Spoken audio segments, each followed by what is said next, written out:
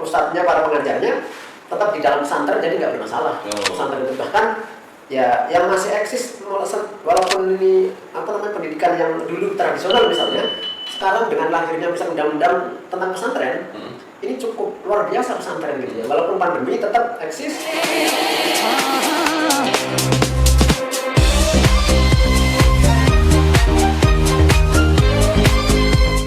Assalamualaikum warahmatullahi wabarakatuh. Jumpa dengan saya lagi, April Saputro, di channel YouTube kesayangan kita, Etalase Community. Para mitra Etalase Community, kali ini saya berada di salah satu pesantren mahasiswa, tepatnya di Ciputat, Kota Tangerang Selatan.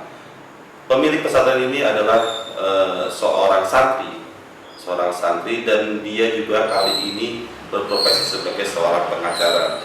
Sangat banyak yang bisa kita kulik dari pengalaman beliau, baik dari santrinya maupun dari sudut pengacara. Apalagi di posisi pandemi seperti ini, apa aja sih aktivitas kesehariannya, apa aja yang sedang ditangani kasus-kasusnya, dan kita cari tahu bagaimana potret hukum khususnya di Kota Tangerang Selatan itu sendiri menurut kacamata beliau. Langsung aja. Assalamualaikum warahmatullahi wabarakatuh. Waalaikumsalam warahmatullahi wabarakatuh. Masya Allah. Bagi tampilan Koko ini santri, benar-benar santri atau minimal pernah nyantri, Mas. pernah nyantri gitu.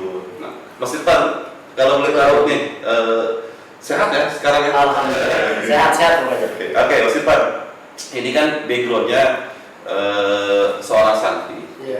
Santrinya dulu penyantren di mana? Kalau boleh tahu. Ya, saya pernah beberapa pesantren karena beda gitu ya. Kalau SMP itu saya nyantri di pesantren Al-Falah di Kabupaten Batang, Jawa Tengah. Terus kemudian 3 tahun saya pindah pesantren di Putuhiyah namanya, pesantren Putuhiyah Meranggen. Di daerah Kabupaten Demak. Oh, jadi sempat pindah-pindah ya? Nggak tetap satu pesantren ya? Ya, tingkatan SMP masih di tetangga kecamatan. Terus SMA-nya ke agak jauh dikit, ke beda kabupaten. Masih di Jawa Tengah. Nah, ini sekarang Mas Irfan ini kan saya berada di pesantren mahasiswa. Ini emang karena pengabdian sebagai seorang santri lalu mendirikan pesantren, dan namanya pesantren mahasiswa cukup unik, apa yang tinggal ini mahasiswa semua? Oh iya, jadi awalnya karena saya pernah merantau gitu ya dari kampung ke Jakarta. Waktu itu nyari tempat mau ngontrak nggak punya duit, jadi pertama ke masjid. Jadi dari pengalaman itu mau kuliah di kampus, numpang di masjid gitu ya. Tinggal di masjid dulunya. Tidak ngontrak? Enggak ngontrak, nyari masjid yang kosong. Numpang di masjid. Alhamdulillah. Terus? Akhirnya karena pernah di pesantren gitu, karena pernah di pesantren di masjid ada orang azan, ya pura-pura pas kebetulan di masjidnya yang azan nggak datang. Oh gitu. Akhirnya saya azan, alhamdulillah pengurusnya welcome gitu ya, ada yang mau azan, kenalan, akhirnya suruh di masjid. Ya, suruh ngepel, suruh apa, jadi marbot lah ceritanya. Nah, dari situlah setelah kuliah kemudian kepikiran. Alhamdulillah bangunan ini saya bangun dari 2010. Dari 2010 karena tadi awalnya kepikiran kalau ada mahasiswa dari kampung yang keinginan untuk kuliahnya tinggi gitu ya, dengan pas-pasan karena apalagi dari daerah kemudian ke Jakarta, itu luar biasa perasaan batinnya dan sebagainya. Dan saya mencoba membangun menyediakan ini dari tahun 2010 sampai sekarang free. Jadi mahasiswa yang di sini itu free. Oh, seperti itu, tidak sama sekali bayar listrik. Ya, iuran listrik mereka saja. Kalau listrik sebulan habis 100 dibagi 20 anak, ya berapa berarti? Berarti tinggal nyiapin patungan iuran listrik aja, makan masing-masing ya. Yang jelas sudah nggak ngontrak, saya memfasilitasi aja gitu. Karena pernah jadi mahasiswa sulit cari kontrakan gitu. Masya Allah, ini luar biasa nih Mas Irfan, hatinya mulia banget. seorang santri yang hijrah dari kampung ke Jakarta untuk menuntut ilmu lebih tinggi yaitu kuliah, terus tinggal dengan masjid, dekat dengan masjid, gitu kan. Alhamdulillah dari diusir, dan dijadikan muazin di masjid tersebut. Lalu pengalaman hidupnya ini dia tidak hanya sebuah cerita, tapi diaplikasikan, dicoba membantu para mahasiswa yang mungkin dari kampung kelas-kelasan dan ditampung di sini. Ada berapa jumlah santri atau jumlah mahasiswa? Tapi backgroundnya apa, itu harus santri atau memang bebas? Maksudnya bebas, tapi yang masuk ke sini rata-rata santri. Karena dari pesantren kemudian tadi, karena sekarang kan ya dari awal-awal gitu ya, kontrak di Jakarta kan paling tidak ya 300, apalagi dekat kampus gitu ya. Kebetulan ini tempat dekat ke STAN, dekat ke UIN, dekat Unpam misalnya, di IT dan UMJ, kampus-kampus sekitar dekat, dan tinggal mereka modal ini aja naik angkot. Kalau yang udah bawa motor ya, kalau sekarang kan banyak yang bawa motor. Nah ini kampusnya ini satu kampus. Mas Ivan kuliah di mana? Saya kebetulan di UIN. UIN saya dari luar Jakarta. Oke. Nah ini santrinya atau mahasiswanya yang tinggal di sini emang harus kuliah di UIN atau memang ada di kampus-kampus lain? Enggak, jadi ada yang dari Unpam, pernah juga ada yang di STAN gitu ya. Jadi macam-macam. Tapi backgroundnya juga rata-rata dari santri. Wah, luar biasa nih. Ini sedekah jariah ya? Mudah-mudahan jadi sedekah. Memang kalau saya niatin itu awalnya wakaf manfaat, Mas Abri. Oh, wakaf manfaat. Jadi wakaf manfaat itu saya wakafkan manfaat tempat ini. Tapi kalau yang tempatnya enggak saya wakafkan. Jadi manfaatnya saja. Manfaat dari wakaf dari 2010 sampai sekarang 2021 itu saya wakafkan. Manfaatnya untuk para mahasiswa. Jadi tapi bangunannya tidak diwakafkan. Ya. Oke, ini menarik nih cerita beliau ini. Baru satu kata aja, santri aja, ini sudah menginspirasi. Nah kalau sekarang profesinya apa nih, Mas Irfan? Masih santri atau udah jadi pengacara nih? Ya mudah-mudahan masih santri. Santri. Jadi itu nggak ada mantan. Kalau pacar ada. Ada pacar. Kalau santri nggak ada mantan. Iya. Oke.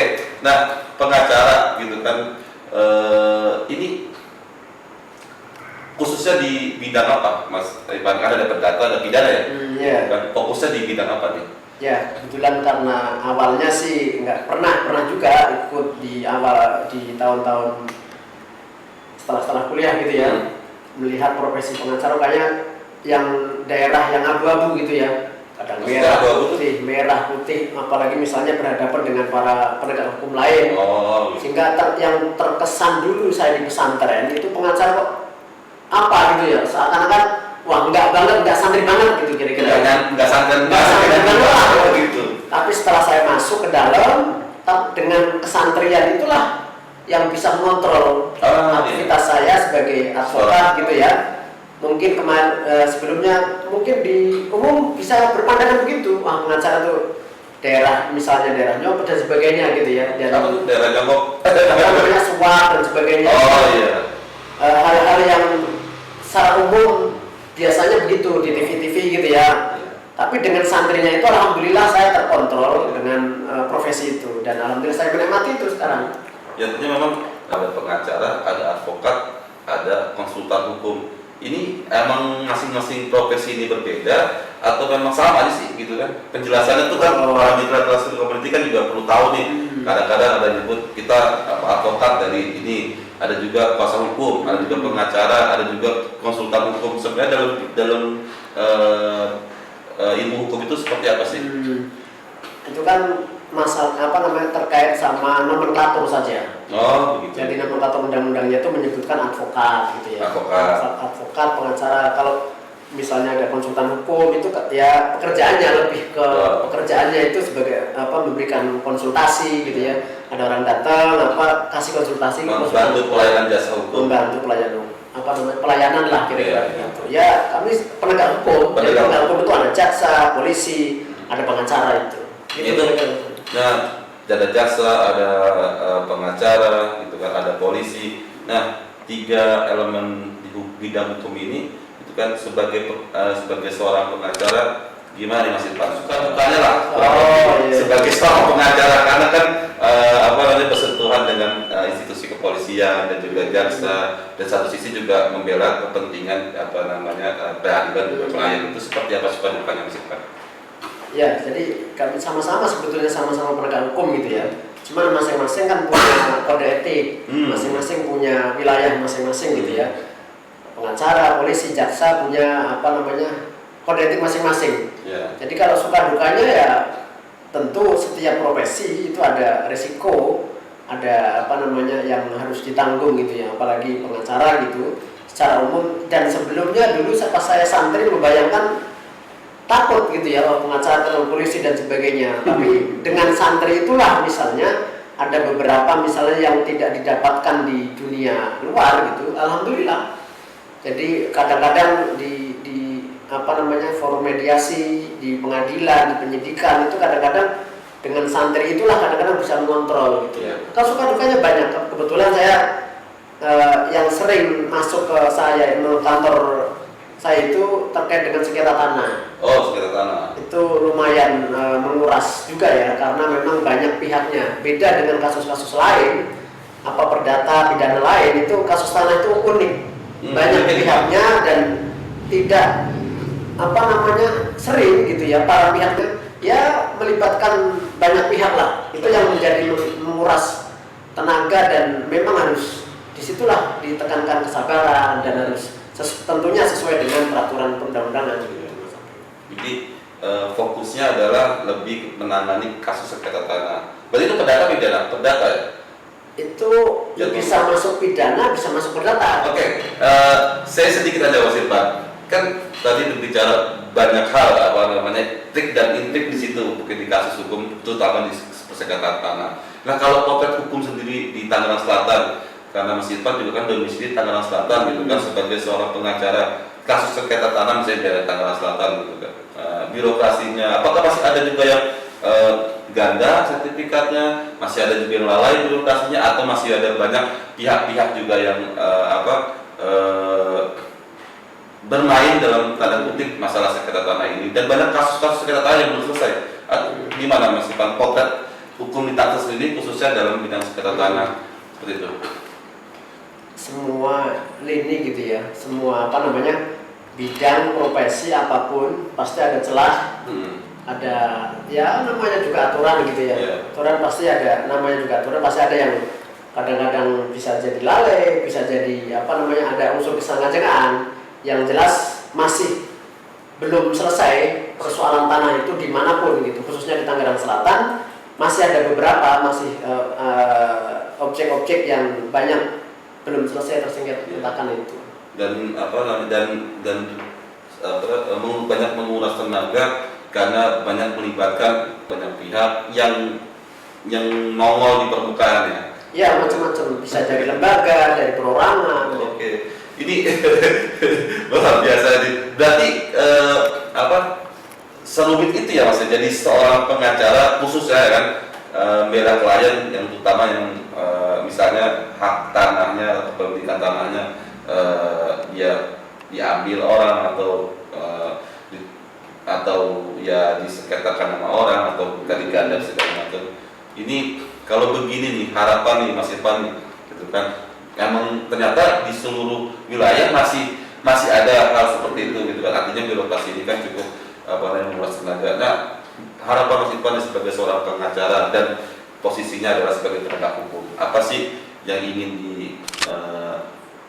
diinformasikan gitu kan, khususnya di Tangerang Selatan gitu kan, untuk memperbaiki hukum di Tangerang Selatan, atau misalnya penegak hukum di Tangerang Selatan, atau juga mau ngasih informasi juga supaya masyarakat Tangerang Selatan juga artinya tidak lagi ada terjadi hal-hal sengketa tanah seperti ini. Oke. Kalau tanah ngeri banget Om, ya kan, tanah ini ngeri banget Mas, kita kan karena kan sejengkal tanah aja milik orang lain kan ditagih sampai akhirat. Ya artinya kan Mas Irfan sebagai seorang santri dan sebagai seorang pengacara kan juga harus memberikan informasi, terutama juga norma-norma agama juga, karena kadang-kadang norma hukum juga kan harus juga berbarengan dengan norma agama seperti itu. ya mungkin bagi warga Tangerang Selatan khususnya dan umumnya mungkin masyarakat Indonesia gitu ya, karena persoalan tanah itu dari zaman Belanda sampai zaman sekarang itu terus persoalannya terus muncul gitu ya. Untuk agar terhindar gitu, minimal terhindar dari persoalan-persoalan sengketa, bagi yang mau beli gitu ya harus teliti memang, surat-suratnya harus dicek, orangnya siapa, objeknya di mana, ini benar atau tidak, ada ganda atau tidak pemiliknya, itu penting karena kalau sudah masuk ke persoalan sengketa itu tidak seminggu 2 minggu bahkan tahunan. Saya ada nanganin 3 tahun belum selesai, Mas Arfi. Jadi gitu, jadi memang 3 tahun belum selesai. Karena tanah ini ya tadi rumit, banyak pihaknya, banyak yang punya kepentingan, dan memang ya harus membuka catatan-catatan yang kadang-kadang misalnya pejabat yang tahu dulu itu menulis-tulisnya nggak bisa dibaca misalnya, sementara mengacu itu, atau kalau di tanah itu ada bahasa Girik, letter C, itu yang kadang-kadang menyulitkan gitu ya, sehingga bagi warga Tangerang Selatan agar terhindar dari sengketa kepemilikan tanah ya harus diteliti. Bagi yang mau beli mungkin harus jelas gitu ya, suratnya, siapa pemiliknya dan sebagainya. Itu kira-kira Mas Arfi. Ya, oke, Mas Irfan. Selain sengketa tanah, Mas Irfan, ada nggak kasus-kasus yang sedang ditangani atau mungkin tadi sampai 3 tahun yang belum selesai? Selain sengketa tanah, ada lagi atau seperti apa yang mungkin merumitkan? Sebetulnya nggak ada yang rumit Mas Arfi, karena pengacara itu bukan biasanya kan image-nya kan membela klien gitu ya. Sebetulnya memastikan perjalanan proses untuk memastikan haknya itu benar, itu aja.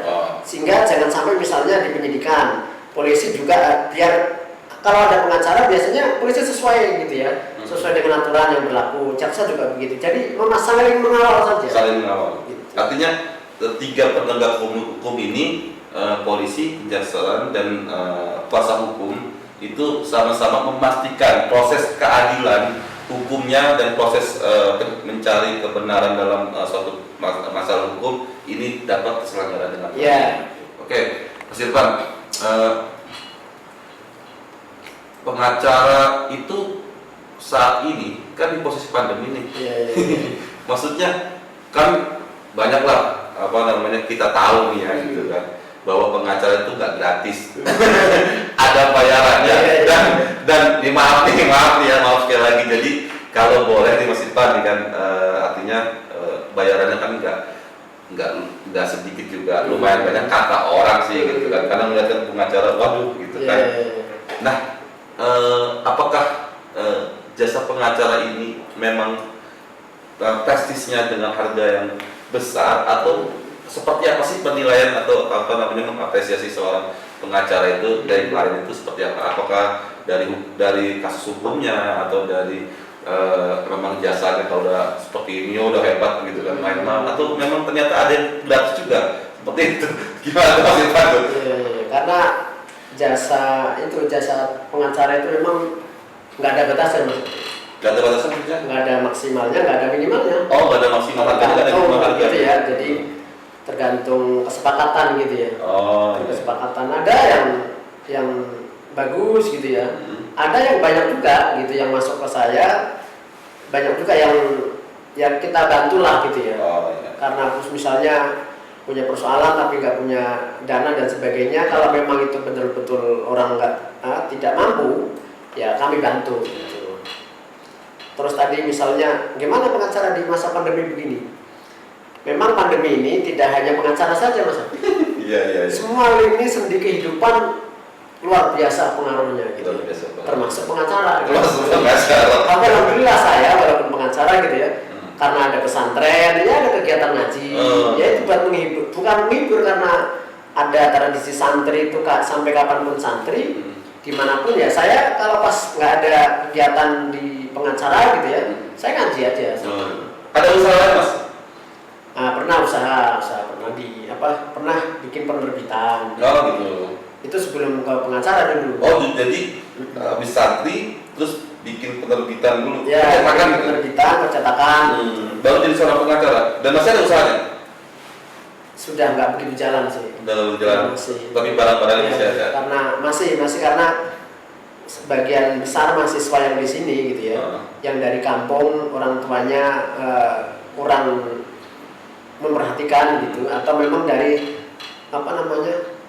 kondisi keluarga, kondisi orang tuanya nggak ada gitu ya. Mahasiswa yang masuk ke sini pesantren ini ya dipesertakan itu. Jadi saya suruh pesertakan, yang penting bisa makan, bisa bayar kuliah. Gitu. Jadi usahanya masih jalan. Jadi usahanya masih jalan, dan pesantren mahasiswa ini beberapa santrinya juga ada yang bantu-bantu di percetakan. Itu kan dia minimal uang jajan, buat bayar kuliah, buat mandiri sendiri di sini. Wah, luar biasa Mas Irfan. Ini saya harus angkat jempol buat Mas Irfan nih, masih muda gitu kan, seorang santri dan juga seorang pengusaha juga, berarti seorang pengusaha dan juga sekarang berprofesi sebagai seorang pengacara. Ini nggak gampang punya talenta seperti ini nih. Kelebihan santri aja itu. Luar biasa kelebihan santri. Nah, Mas Irfan, ini kamu nyampe kapan nih jadi seorang pengacara? Apakah sampai tua nanti, atau memang ada keinginan biasanya kan seorang santri baik lagi lah gitu kan, ke kampung gitu kan, ya ngajar gitu macam, terus udah hidup sama ini, atau memang mau tetap stay di Tangerang Selatan atau di Jakarta ini dan jadi seorang pengacara hebat gitu kan, atau mau balik kampung ya udah. Nah, dia seperti ada kan harapan seperti itu, gimana Mas Irfan? Ya hidup itu mengalir aja Mas. Begitu, oke. Sini jalan, kalau pesantren memang selain di sini ini sebagai pesantren mahasiswa, saya dan keluarga gitu ya, dan teman-teman tentunya dibantu oleh teman-teman yang lain, itu sedang mengembangkan pesantren di kampung.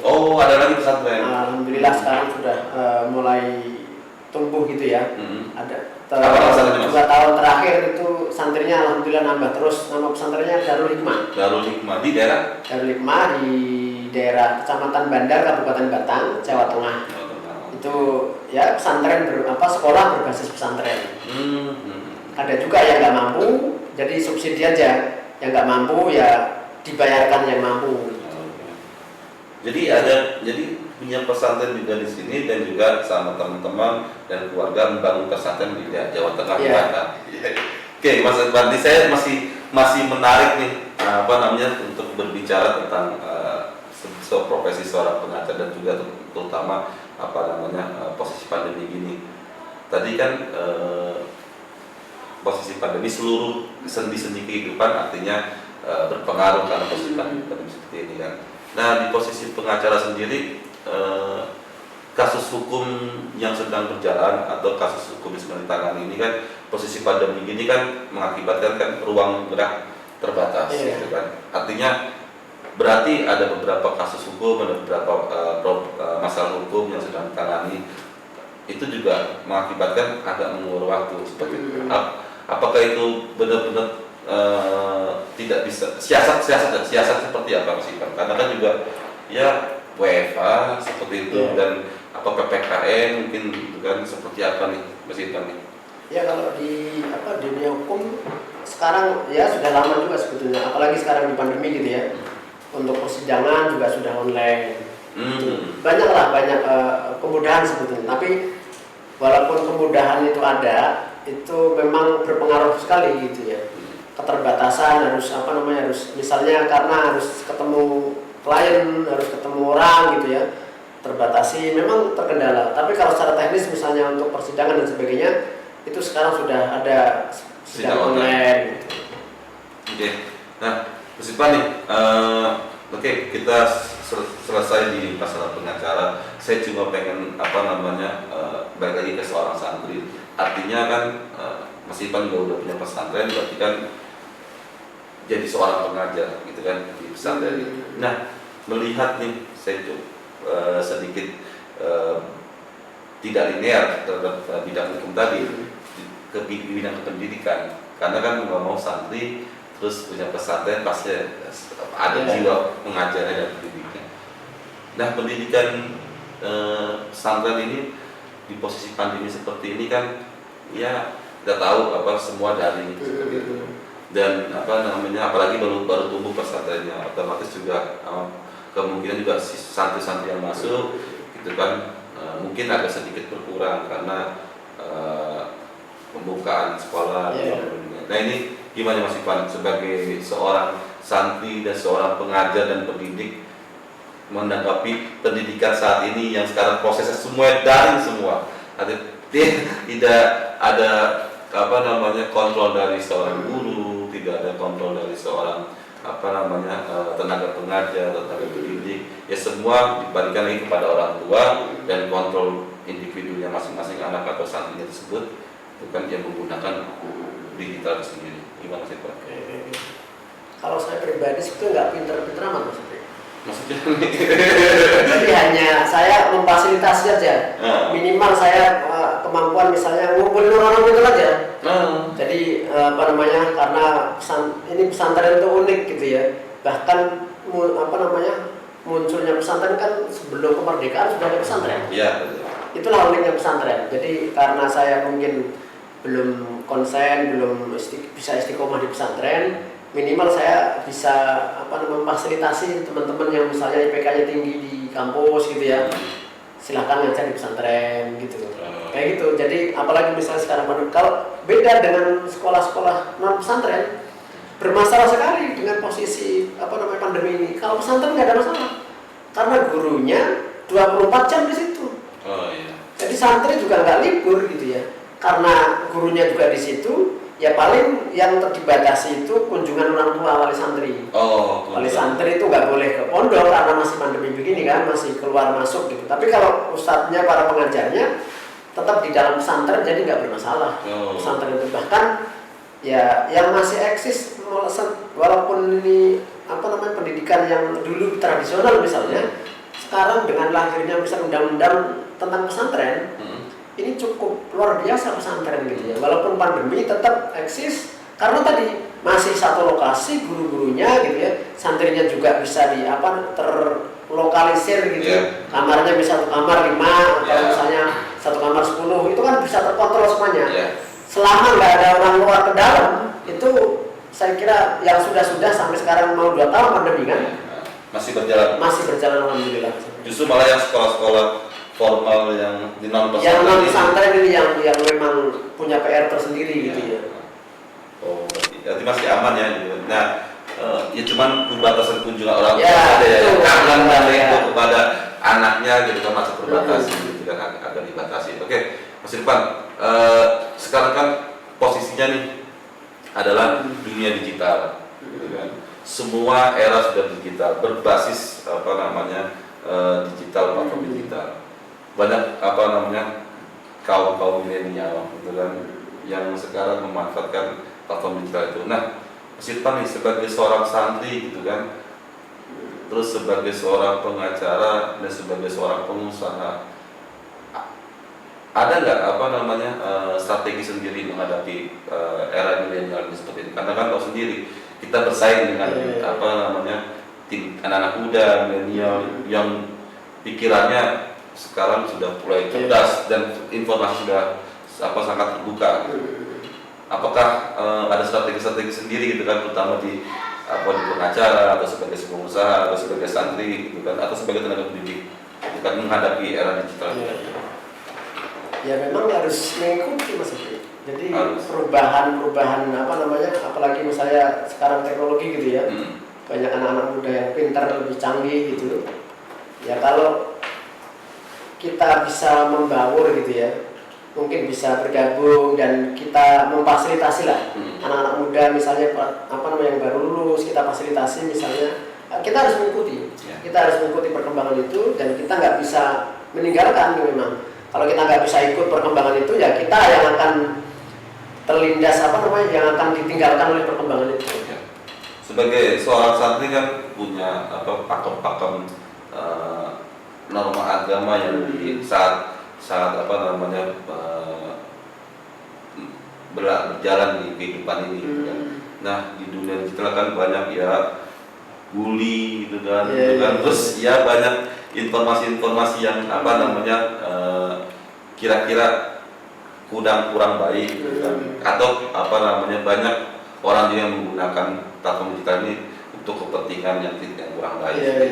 Sebagai seorang santri Mas Irfan gitu kan, pada kaum milenial, terutama para mitra kelas community ini, Mas Irfan mau bicara apa nih?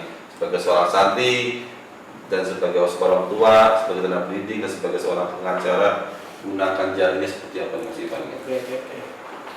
Terima kasih Mas Apri. Jadi terkait dengan zaman sekarang gitu ya, zaman ini luar biasa. Jadi satu-satunya lembaga pendidikan yang bisa mengontrol terkait dengan literasi itu pesantren Mas Apri. Oke. Jadi santri karena udah terbiasa ngaji kitab kuning gitu. Sebetulnya sih nggak kuning juga, kadang-kadang putih juga. Tapi memang ngajinya satu kalimat, satu kata, satu huruf demi huruf itu melatih santri, melatih generasi untuk teliti. Sehingga kalau sekarang yang baru-baru lagi viral nih kan, yang menyatakan bahwa kitab karangan salah satu ulama ini nggak tepat misalnya, bikin banyak persoalan lah di pesantren. Itu salah sebetulnya. Mungkin beliau nggak nyantri. Gitu, mungkin beliau nggak nyantri. Ternyata sekarang pesantren kilat. Sekarang ditambah kan? Kabarnya sudah tangkap di Bali, langsung dibawa ke Barreskrim. Itu satu-satunya lembaga pendidikan yang bisa mengontrol literasi, karena ini internet gitu ya. Ini bisa menjadi dosa jariah dan bisa jadi amal jariah. Kalau kita nggak bisa mengontrol jarinya, itu akan menjadi dosa jariah. Karena selama Google belum dibubarkan, sebelum kiamat bisa diakses oleh generasi siapapun. Ini bahayanya. Tapi kalau bagi santri yang sudah terbiasa ngapsahi, kalau di pesantren itu, ngapsahi maknai utawi ikiku kalau bahasa Jermannya itu terbiasa teliti sehingga mudah-mudahan gitu ya para alumni pesantren, para santri nggak terjerumus dengan hal-hal yang instan lah, karena memang sudah dilatih untuk membahas satu kitab itu. Kapan satu kitab bisa setahun, bisa bahkan lebih dari 1 tahun. Itu paling beberapa lembar saja. Karena 1 hari, 1 jam paling berapa kalimat saja kiai ngajarinya. Itu mendidik para santrinya untuk teliti. Itulah kelebihan pesantren. Maka teman-teman milenial, generasi modern ini yang belum pesantren silahkan pesantren gitu ya. Kalau enggak minimal harus berkawan dengan santri, gitu. Santri itu tidak harus, kalau kata salah satu ulama itu, santri tidak harus pesantren gitu ya. Jadi orang yang melakukan amalan-amalan seperti santri itu santri. Gitu. Itu salah satu untuk mencegah sekarang tadi literasi itu hoak dan sebagainya, apalagi jari kita harus dikontrol. Itu literasi bisa adanya di pesantren. Apalagi masa pandemi begini kan? Itu satu-satunya lembaga pendidikan yang terus eksis.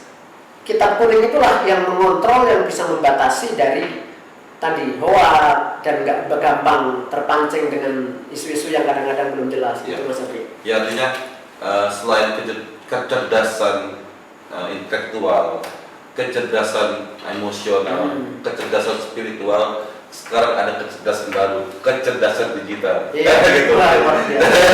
Jadi dan salah satu lembaga atau instansi yang bisa mengontrol literasi saat ini adalah di pendidikan di pesantren. Yang mudah-mudahan para mitra kelas community dan ternyata juga seorang santri tidak harus nyangka seperti itu.